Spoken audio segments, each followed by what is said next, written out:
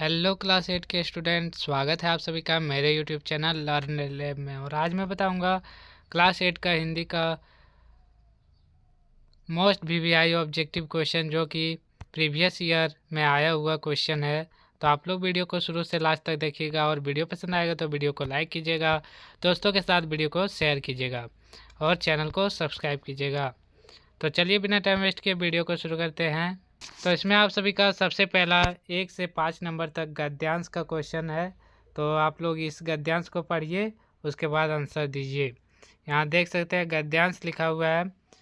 वर्ष 1966 को किसी सुबह जब छेनी हथौड़ा लेकर दशरथ मांझी अपने गांव के पास स्थित पहाड़ के पास पहुंचे तो बहुत कम लोगों को इस बात का पता था कि इस व्यक्ति ने अपने दिल में क्या ठान लिया है। मजदूरी और कभी कभार इधर उधर काम करने वाले दशरथ मांझी ने जब पहाड़ पर छेनी हथौड़ा चलाना शुरू किया तो आने जाने वाले राहगीरों के लिए ही नहीं, वरन यहाँ थोड़ा सा कट गया है तो आप लोग देख लीजिएगा, गांव के लोगों के लिए भी वह हंसी के एक पात्र बन गए थे। तो चलिए इस गद्यांश में दिया गया क्वेश्चन का आंसर देखते हैं। और भी है यहाँ पे, जीवन संगिनी फागुनी देवी का समय पर इलाज ना करा पाने से उसे खो चुके दशरथ मांझी को इससे कोई फर्क नहीं पड़ा। धुन के पक्के दशरथ की अथक मेहनत 22 साल बाद तब रंग लाई जब उस पहाड़ से एक रास्ता दूसरे गांव तक निकल आया। तो चलिए इसमें गद्यांश में दिया गया क्वेश्चन का आंसर देखते हैं। तो इसमें आप सभी का सबसे पहला गद्यांश का क्वेश्चन है, प्रस्तुत गद्यांश के नायक कौन है। तो इसका आंसर होगा option number B, Dasharath Manjhi. जो ये गद्यांश ऊपर में दिया गया है उस गद्यांश का नायक दशरथ मांझी है। नेक्स्ट क्वेश्चन है क्वेश्चन नंबर 2, दशरथ मांझी की जीवन साथी कौन थी। तो अभी आप लोगों ने पढ़ा दशरथ मांझी की जीवन साथी फागुनी देवी। फागुनी देवी थी दशरथ मांझी की जीवन संगिनी। नेक्स्ट है क्वेश्चन नंबर 3, गद्यांश का क्वेश्चन नंबर 3, दशरथ मांझी की मेहनत कितने साल बाद रंग लाई। तो इसका आंसर होगा ऑप्शन नंबर सी, 22 साल बाद। 22 साल बाद रंग लाई दशरथ मांझी की मेहनत। गद्यांश में इसका आंसर दिया हुआ है, आप लोग ध्यान से पढ़िएगा तो सारा क्वेश्चन का आंसर आप लोग खुद से दे सकते हैं। क्वेश्चन नंबर 4 है, दशरथ मांझी किस वर्ष छेनी हथौड़ा लेकर पहाड़ के पास पहुंचे थे। तो सबसे शुरू में ही था गद्यांश में 1966 ईस्वी में। 1966 ईस्वी में छेनी हथौड़ा लेकर पहाड़ में पहुंचे थे। नेक्स्ट है क्वेश्चन नंबर 5, राहगीर का अर्थ होता है। तो इसका आंसर होगा ऑप्शन नंबर सी, राह में चलने वाला। राह में चलने वाला का ही अर्थ राहगीर है, या राहगीर का अर्थ ही राह में चलने वाला है। तो 1 से 5 तक था गद्यांश का क्वेश्चन, आप लोगों ने गद्यांश का क्वेश्चन देख लिया। नेक्स्ट है 6 से 10 तक आप सभी का काव्यांश दिया हुआ है, ध्यानपूर्वक पढ़कर आंसर देना है 6 से 10 तक का। तो चलिए पढ़ते हैं। संच है विपत्ति जब आती है, कायर को ही दहलाती है। सुरमा नहीं विचलित होते, क्षण एक नहीं धीरज खोते।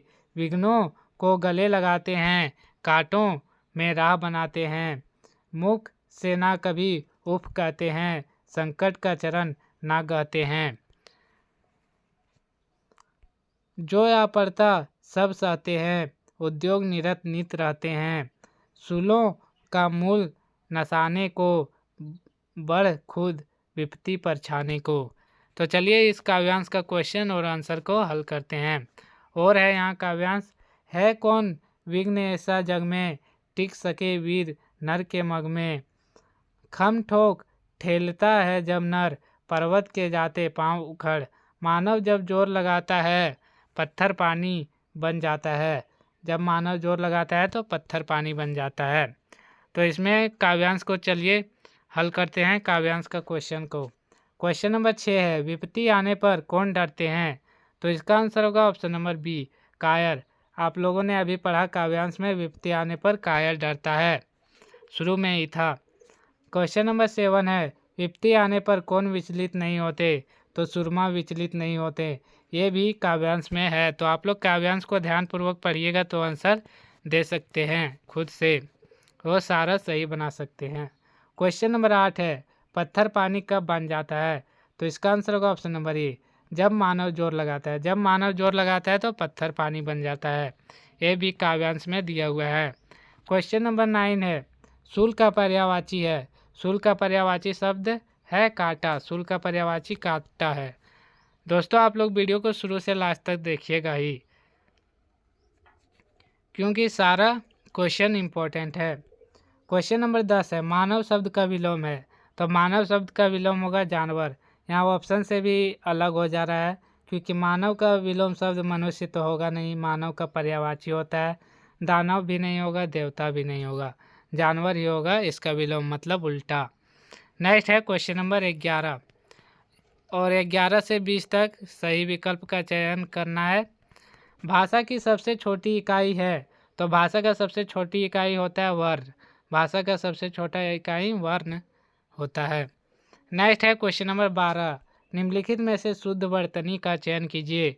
तो इसका आंसर होगा ऑप्शन नंबर डी, उन्नति। ये उन्नति सही लिखा हुआ है, बाकी सब गलती है, क्योंकि उन्नति में ती हर्षिकार होता है, दीर्घिकार नहीं होता है, और अधना न होता है। नेक्स्ट है क्वेश्चन नंबर 13, मनुष्य का भाववाचक संज्ञा है। तो इसका आंसर होगा ऑप्शन नंबर बी, मनुष्यता। मनुष्यता मनुष्य का भाववाचक संज्ञा है। नेक्स्ट है क्वेश्चन नंबर 14, परोपकार का संधि विच्छेद है। तो परोपकार का संधि विच्छेद कौन है? तो इसका आंसर होगा ऑप्शन नंबर बी, पर जोड़ उपकार। पर जोड़ उपकार परोपकार का संधि विच्छेद होता है। नेक्स्ट है क्वेश्चन नंबर 15, वनमाली एक समासिक शब्द है, यह किस प्रकार का समास है? तो इसका आंसर होगा ऑप्शन नंबर सी, तत्पुरुष समास है। वनमाली तत्पुरुष समास है। नेक्स्ट है क्वेश्चन नंबर 16, प्राचीन शब्द का पर्यायवाची निम्न में कौन है? तो इसका आंसर होगा ऑप्शन नंबर बी, पुरातन, क्योंकि पुरातन ही प्राचीन शब्द का पर्यायवाची है। आधुनिक तो नया होता है, नवीन भी नया होता है, अधीन तो दूसरा वर्ड होता है। नेक्स्ट है क्वेश्चन नंबर 17, मुक्त शब्द का निम्न में सही विलोम होगा। तो मुक्त शब्द का सही विलोम होगा वाचल। वाचल होता है मुक्त शब्द का विलोम। नेक्स्ट है क्वेश्चन नंबर 18, पड़ोसी शब्द का स्त्रीलिंग रूप है। तो इसका आंसर होगा ऑप्शन नंबर सी, पड़ोसीन। सारा पड़ोसीन है, लेकिन जो सही है वो है पड़ोसीन, ऑप्शन नंबर सी। नेक्स्ट है क्वेश्चन नंबर 19, कपूर शब्द का तत्सम रूप होगा। तो इसका आंसर होगा ऑप्शन नंबर ए, कर्पूर। कर्पूर कपूर शब्द का तत्सम रूप होगा। नेक्स्ट है क्वेश्चन नंबर 20, शिकारी ने शेर को बंदूक डैश मारा। तो यहाँ डैश में क्या भराएगा? तो इसका आंसर होगा ऑप्शन नंबर सी, से। शिकारी ने शेर को बंदूक से मारा। से वर्ड ही शूट कर रहा है और से ही यहाँ भराएगा। नेक्स्ट है खंडगा। इसमें भी गद्यांश को ध्यानपूर्वक पढ़कर 21 से 25 तक का आंसर देना है। तो चलिए पढ़ते हैं गद्यांश को। ये बड़े भाई साहब का गद्यांश लिखा हुआ है, आप लोग कहानी तो पढ़े ही होंगे। तो चलिए गद्यांश पढ़ते हैं। मेरे भाई साहब मुझसे 5 साल बड़े हैं, लेकिन केवल 3 दर्जे आगे। उन्होंने भी उसी उम्र में पढ़ना शुरू किया था जब मैंने शुरू किया, लेकिन तालीम जैसे महत्व के मामले में वह जल्दबाजी से काम लेना पसंद नहीं करते थे।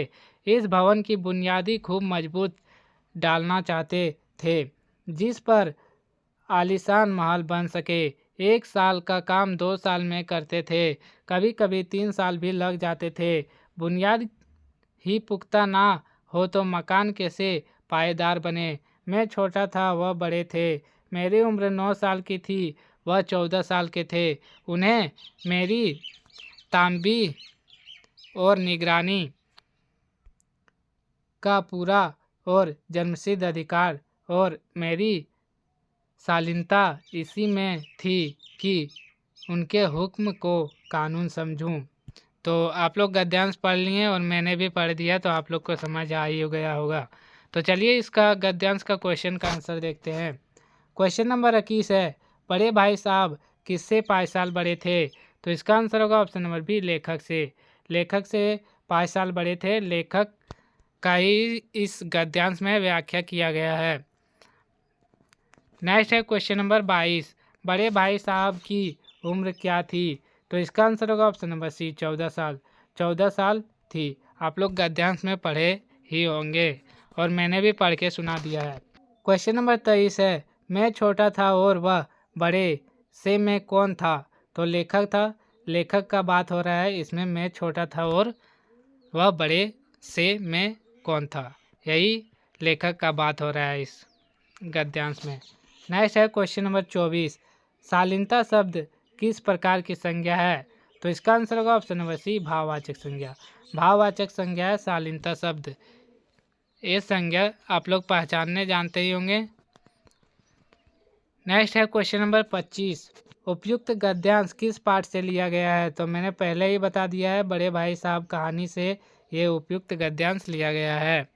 नेक्स्ट है क्वेश्चन नंबर 26, छोटा जादूगर पाठ के आधार पर रंगमंच पर कौन सा खेल चल रहा था, तो छोटा जादूगर कहानी में के आधार पर रंगमंच में ये ऑप्शन नंबर ये सही है, बिल्ली का रूठना, भालू का मनाना एवं उनकी ब्याह की तैयारी, यही नाटक चल रहा था छोटा जादूगर कहानी में। नेक्स्ट है क्वेश्चन नंबर 27, हम लोग कैसी मिट्टी की मूर्ति के समान रहते हैं, तो इसका आंसर होगा ऑप्शन नंबर बी, कच्ची मिट्टी की मूर्ति के समान रहते हैं। नेक्स्ट है क्वेश्चन नंबर 28, मित्रों के चुनाव के तरीके पर उसके जीवन की क्या निर्भर हो जाती है, तो इसका आंसर होगा ऑप्शन नंबर ए, सफलता। सफलता निर्भर हो जाती है मित्रों के चुनाव पर। मित्रों का चुनाव ये एक कहानी था, आप लोग पढ़े ही होंगे। क्वेश्चन नंबर 29 है, अशोक का शस्त्र त्याग शीर्षक पाठ में पद्मा ने अशोक को क्यों जीवित छोड़ दिया, तो इसका आंसर होगा ऑप्शन नंबर ए, अशोक का हृदय परिवर्तित हो चुका था। अशोक का हृदय परिवर्तित हो चुका था, इसलिए उसको जीवित छोड़ दिया पद्मा ने। नेक्स्ट क्वेश्चन है क्वेश्चन नंबर 30, किसकी पत्नी ने लेखक को टोका, तो इसका आंसर होगा ऑप्शन नंबर डी, इनमें से कोई नहीं। ये तीनों ऑप्शन में कोई सही नहीं है।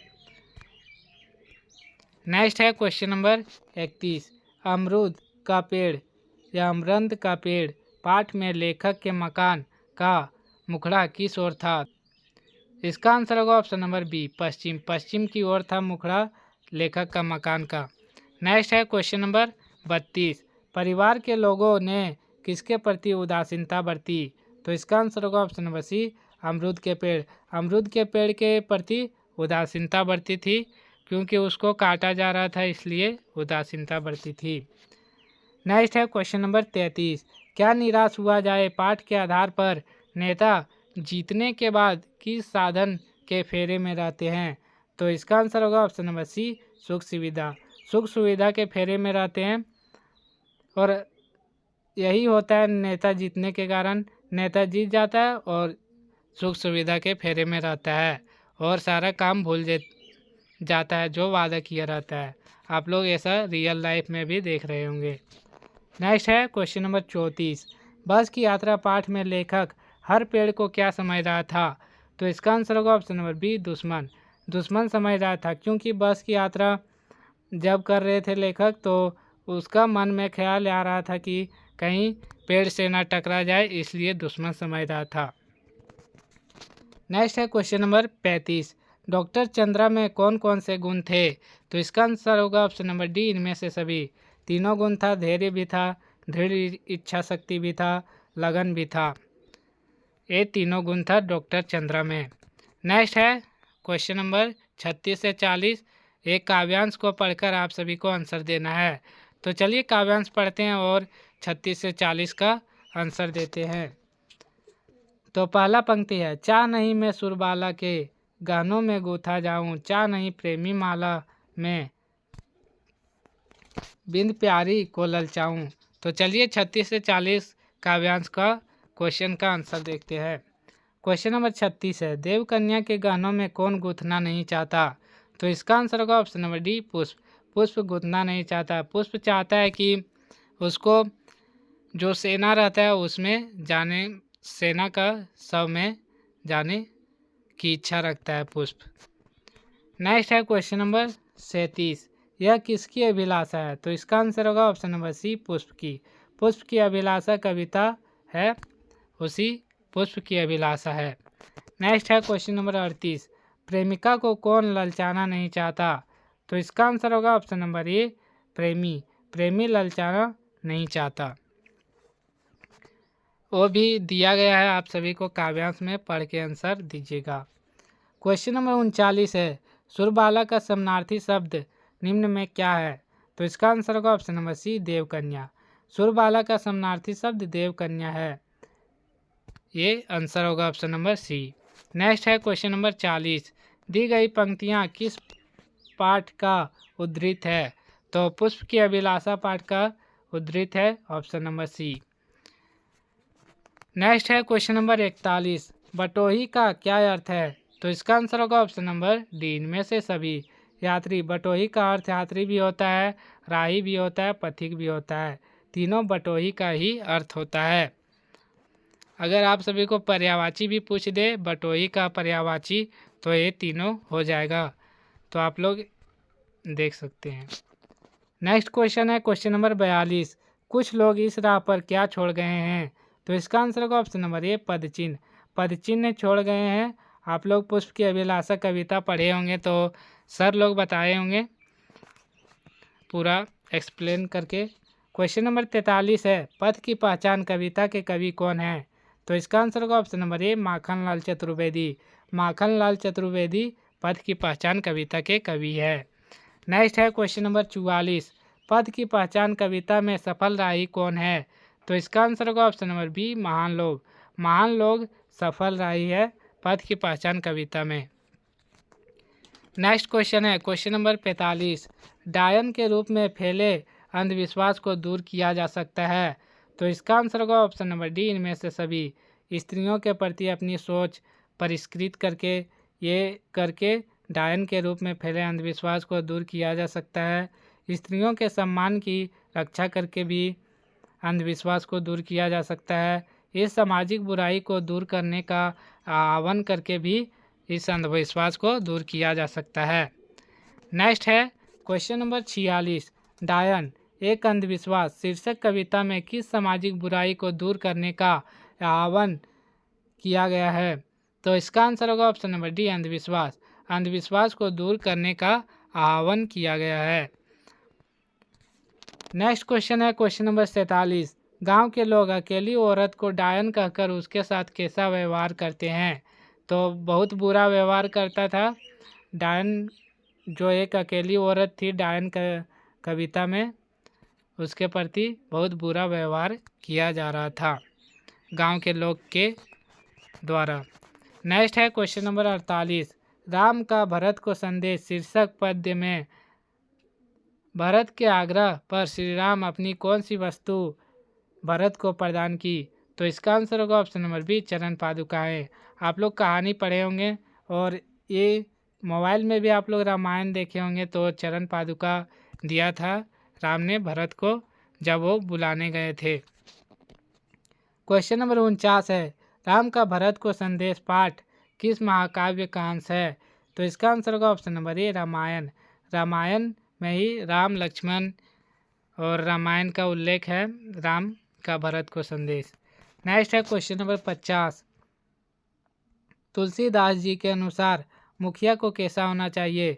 तो मुखिया को मुख के समान होना चाहिए तुलसीदास जी के अनुसार। तो दोस्तों उम्मीद करता हूँ वीडियो पसंद आया होगा।